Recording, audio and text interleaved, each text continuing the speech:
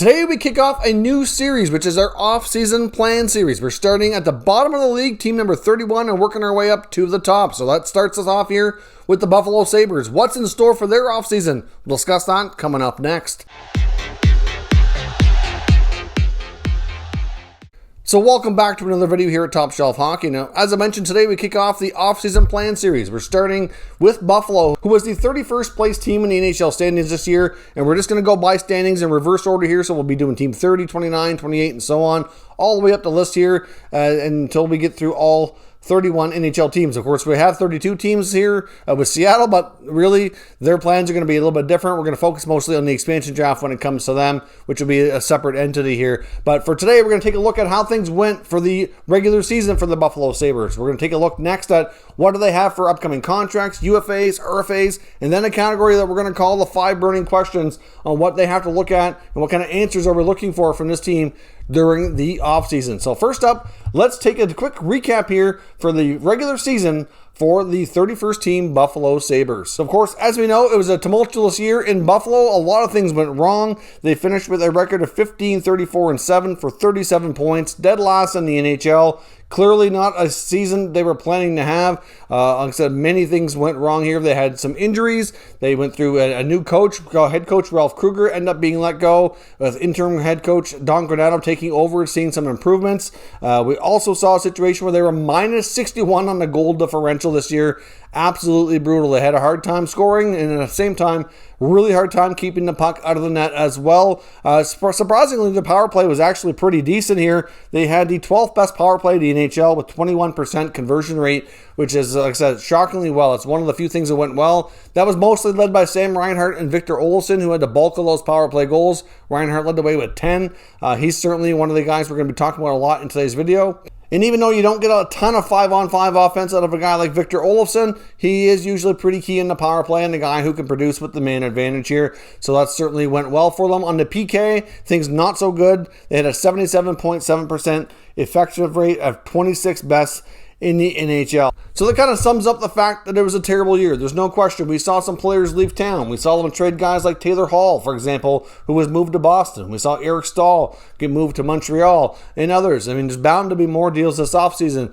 GM Kevin Adams has a ton of work to do. But where is he going to start? Well, let's start by taking a first look at the contract situations for many of their players. Let's see who they have as upcoming unrestricted free agents who could either be signed or leave town, or restricted free agents, and what it's going to take to get those deals done. So let's take a look at that first here. On the RFA list, it's an interesting group of players led by a young player and top player from the current season, Sam Reinhart. Of course, in the absence of Jack Eichel due to injury, Reinhart really led the way, as I mentioned, this year, leading the team in scoring and power play goals, etc. He really had a breakout season, one of his better years in the NHL, and he's bound to be looking for a longer-term contract with a decent amount of money. Will he get that in Buffalo? Only time will tell, but he's not going to be cheap to re-sign.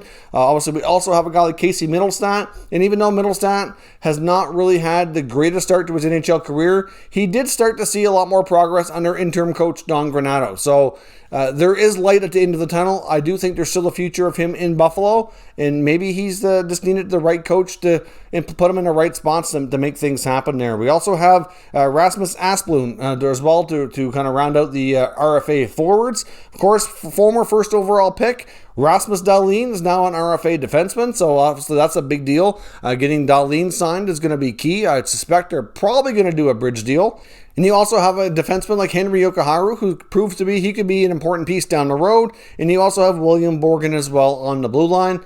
On the UFA side, some guys that certainly have doubtful futures, in my opinion, in Buffalo, and that includes Toby Reeder, Drake Caggiula, Riley Sheahan. On the back end, you've got Matt Irwin, Jake McCabe, and then, of course, between the pipes, you got Carter Hutton and Linus Ullmark. Now, Ullmark went through one heck of a year on a professional and personal level. They did have negotiations with them to re-sign and extend.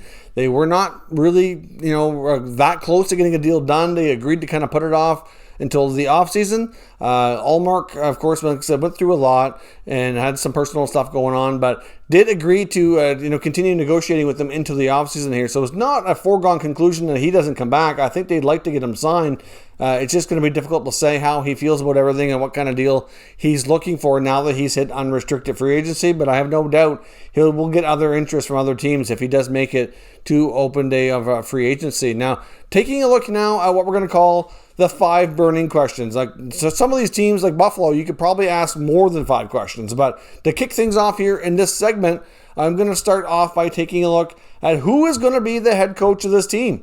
Is it going to be Don Granato? Or is it going to be somebody else? That's the first and foremost what GM Kevin Adams needs to decide here. Granato did a really good job down the stretch in a tough situation, in a unique season. The team saw a fair bit of improvement. A lot of the younger guys were certainly getting better, like Dylan Cousins and obviously like Casey Middlestat and others. Dahlin started to get better on the blue line.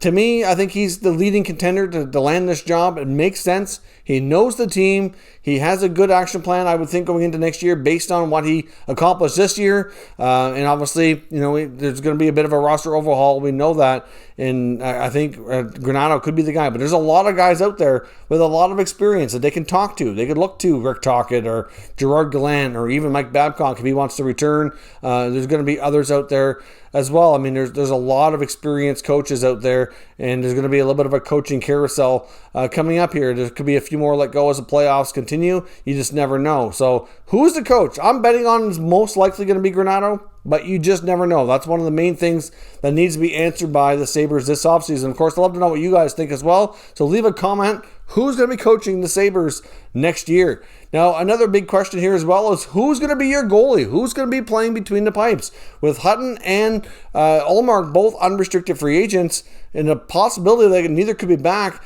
do you have youngster Ukko-Pekka Luukkonen be your starting goaltender? I'm not really sure he's ready for that. He did play a decent amount down the stretch here in the final games of the season, and I do think he has a big part of the team's future. He could be the goalie of the future, but I think you would want to prefer to ease him in more of a backup role and not just throw him into the fire here being the starting goalie right off the bat. So what do you do? I mean, there's going to be a fair bit of goalies in free agency. You could consider some trades, but I don't think this is a situation where Carter Hutton returns. I think that ship has sailed. He's done in Buffalo.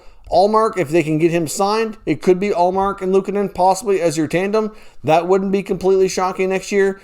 But if the Sabres want to have a shot at getting better, they need to shore that position up. And it needs to be done here in short order. Maybe look to a guy like Chris Driedger, who's going to be likely a free agent coming out of the Panthers organization. That could be a situation that might not cost too much. They could get a good short-term deal.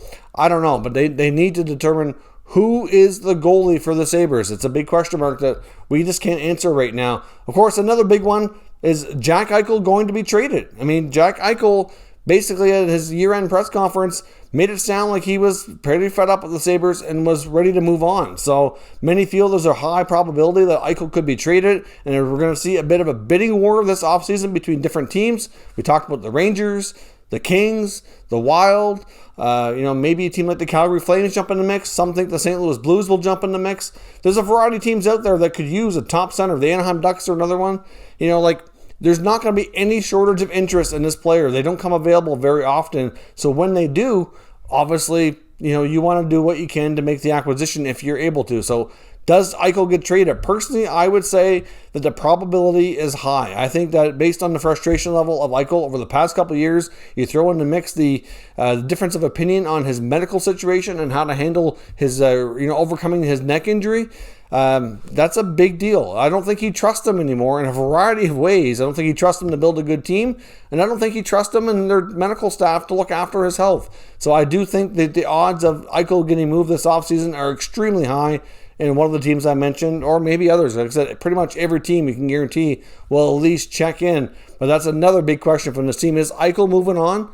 I think he is, but let me know what you think down below. Another question, is Sam Reinhart moving on? At the end of the year conference, Reinhart made it sound like he wanted out as well. So, yes, the top 2 players and 2 players that they drafted very highly that were supposed to be building blocks for this team reached the point of frustration that they no longer want anything to do with the franchise. At least that's how it looks from the outside looking in. We could be completely wrong on that. We'll see if they can heal some wounds there and if either of these guys are going to return. But they're both players that should fetch big returns if they are indeed traded.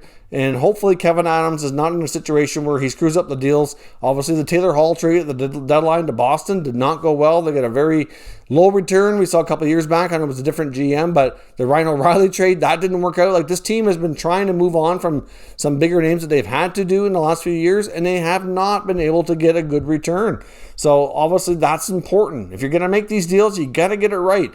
And I know teams are going to try to hold you ransom and try to get what they can because they know the players want out. But still, like, you're going to have a bit of enough bidding war here that you should be able to hold these teams against each other to get one heck of a return. Now, lastly here, would you consider buying out Kyle Okposo? That's the last burning question I have on my list here today. Now, Kyle Okposo is one of those contracts from the 2016 UFA class that turned out horribly wrong. You could throw Louis Eriksson, Milan Lucic, and others into that category as well. These contracts have not aged well, and many teams are regretting their decisions to spend that money on July 1st of 2016. Okposo's in a situation now where he has 2 years left on his contract, so it might make sense to wait another year before doing a buyout. It's not like they are in desperate need of the cap space. I mean, that's not where the things are at, but they might want the roster spot, and they might want to just move him along to be able to move in a new direction. That sometimes plays all the difference in the world. Now, when you look at Okposo's contract, he would actually give them a bit of a savings in year one, more of a savings in year two, and of course, you'd have 2 years added on. So in case you're not sure how it works, you take the remaining salary that's owed, you get 2/3 of that paid over twice the amount of time. So we've got 2 years left. They would have some form of a cap hit for 4 years instead of 2, except all years would be reduced. So in year one, they'd save $1 million in cap space. In year two, they'd save $3 million in cap space, but then in years 3 and 4, they'd have $1 million hit in dead cap space from there. So they could consider it. They don't have to do it, but I do think that's something that ownership and Adams at least need to look at and make a consideration for, considering how horribly that contract has worked out. He's gradually declined even more over time, and I think it's just time for them to cut bait here and move on. So for this Buffalo Sabres team that feels like it's been rebuilding forever in a decade plus out of the playoffs, it certainly feels like they have way more questions than answers this offseason. They're going to be one of the teams we talk about the most, possibly one of the teams who move some of the biggest names this offseason, and I expect them to likely be busy doing some work in free agency as well to try to fill some holes in this roster. It's hard to imagine a situation where they really improve substantially next year. I think this is going to be a situation, if they do trade Eichel and Reinhart, that they're probably taking some steps back. I would assume that Adams is going to be looking for more of a futures-based package for both of these guys and players that they can build around in the future. Maybe they still have a couple of lean years near the bottom of the standings with hopefully the other guys here that they have, like Middlestat and Cousins and Dahlin, to continue building around, so they can, along with the other top prospects, still accumulate here over the next couple of drafts to really work their way up. The next, beyond this year, but 22 and 23 NHL drafts look extremely deep. Some top players near the top of that draft, like Wright and Bedard. They can get one of those guys. That could certainly go a long way to moving this franchise in the right direction. So only time will tell, but lots of questions to be answered. Not something we're really clear on what direction they're going to go in. So let me know your thoughts on the answer to these questions down in the comments. We'll discuss further, and stay tuned for the next video here coming up here soon as we continue on this series. Thank you very much for watching, and I'll catch you next time.